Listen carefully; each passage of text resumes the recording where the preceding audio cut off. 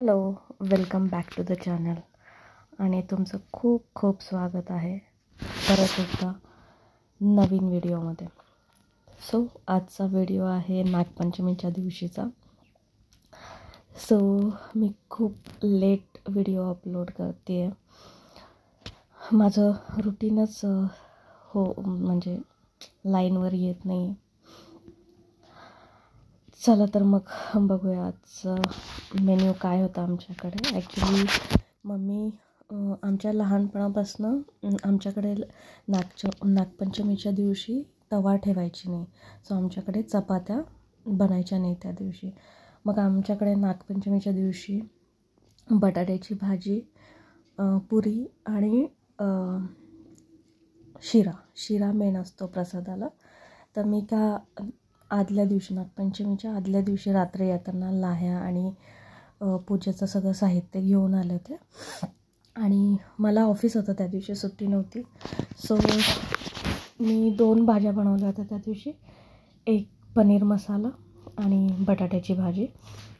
So हे थोडंसं पनीर होतं माझ्याकडे. सो मी त्याचे काप करून घेतले आणि थोडंसं तेलात फ्राय करून घेतलं.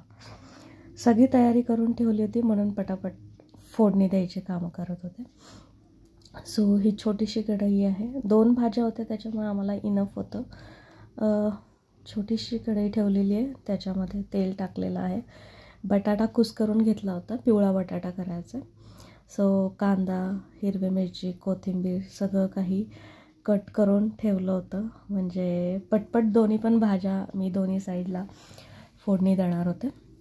सो आता तुम्ही बघू शकता तेल गरम झालेलं आहे आणि मी थोडंसं जिरं टाकलेलं आहे आणि त्याच्यानंतर आता त्याच्यामध्ये कांदा परतवून घेते आहे. ॲक्च्युली जेव्हा पण सण असतो ना आणि माझं ऑफिस असतं, इतकी धावपळ होते ना.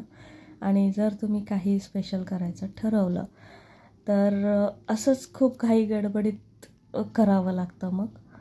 आणि माझ्या 2 भाज्या इकडे तयार होत होत्या तोपर्यंत ॲक्च्युली पुरीचं पीठ पण मळत होती. आम्ही दोघी असतो त्याच्यामुळे, आणि इन 3 माणसं आहोत आम्ही, मी, मम्मी आणि माझी आजी. सो तेवढं पटकन होऊन जातं थोडं थोडं केलं की. खूप माणसं असतील तर अगदी एवढा स्वयंपाक करायला पण वेळ लागेल. बट तिघीच जणी आहोत त्याच्यामुळे आमचं पटकन होऊन जातं. सो मिळून स्वयंपाक केला की पटकन पण होतो. मग हे कांदा परतून झाला की त्याच्यामध्ये मग हिरव्या मिरच्या घालून घ्यायच्या, बटाटा, आणि आपली बटाट्याची भाजी रेडी होईल. सो तुमच्याकडे काय काय होतं? मे बी खूप जणांकडे नागपंचमीच्या दिवशी ना पुरणपोळ्या करतात. आमच्याकडे ॲक्च्युली मम्मी चपाती करतच नाही. जर कोणी म्हणजे पप्पांना पुरी नाही चालायची तर मम्मी कढईमध्ये चपाती करून द्यायची. मग कधी ते टिफिन घेऊन, म्हणजे मोस्टली तर घेऊन जायचे. कधी जर नाही काही इश्यू असेल तर कॅन्टीनमध्ये पण. सो तुम्ही बघू शकता कांदा परतलेला आहे, हिरवी मिरची परतून झाली आहे, थोडीशी हळद घातली आहे मी, त्यात मीठ घातलं आहे आणि आता ऑलमोस्ट रेडी झालेला आहे. आता आपण कुस्करलेला बटाटा ह्यामध्ये घालून घेऊया. 2 बटाटे उकडून घेतले होते कारण मम्मी आणि आजीच खाणार होती. मी माझ्यासाठी पनीरची भाजी ऑलरेडी केलेली होती. मम्मी खात नाही पनीर, सो तेवढं पनीरची भाजी मला इनफ होते. मी डब्याला आणि सकाळी थोडंसं नाश्ता वगैरे जर काय करायचं असेल तर मला इनफ होऊन जातं ते. सो बटाट्याची भाजी रेडी झालेली आहे आणि तुम्ही बघू शकता मी दुसऱ्या गॅसवरनं शिरा बनवायचा होता प्रसादासाठी. सो त्याच्यासाठी साखरेचा पाक करायला ठेवला आहे. आणि आमच्याकडे काय त्याला म्हणतात, आता मी तुम्हाला शिरा बनवताना दाखवेल. ॲक्च्युली माझी मम्मी जे आहे ते तुपाचे काहीच पदार्थ खात नाही.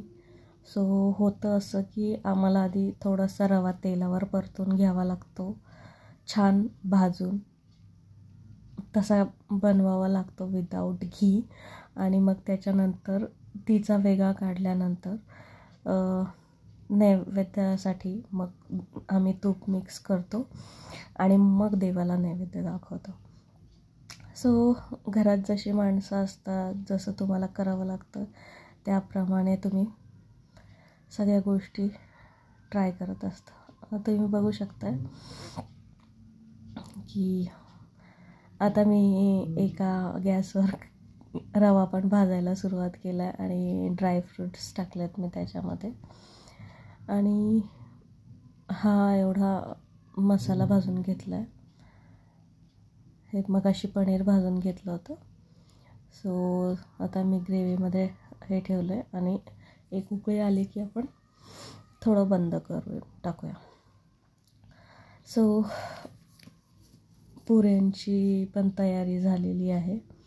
आणि ना मला असं वाटलं की मी थोडंसं पाणी माझ्या हाताने जास्त झालं आहे.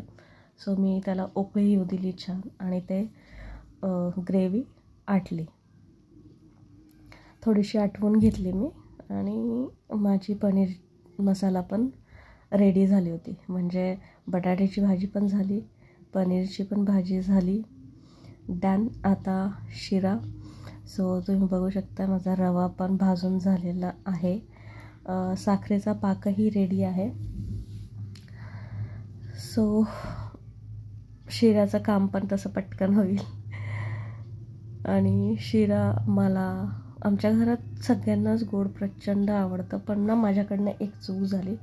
ही कढई ना तुम्ही बघू शकाल की खूप पातळ आहे आणि जसं मी साखरेचा पाक त्याच्यामध्ये घातला तो उडायला लागला. मग मी नंतर हळू टाकायचा प्रयत्न केला सगळंच.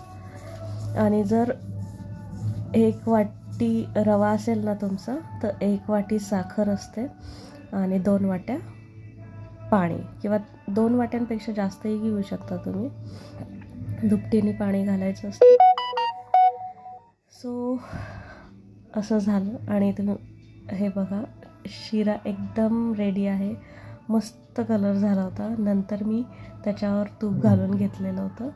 सो पुऱ्या आत्ताच मी मागच्या व्हिडिओमध्ये शेअर केलं होतं म्हणून मी तुम्हाला दाखवलं नाही. व्हिडिओला लाईक, शेअर आणि सबस्क्राईब करायला विसरू नका.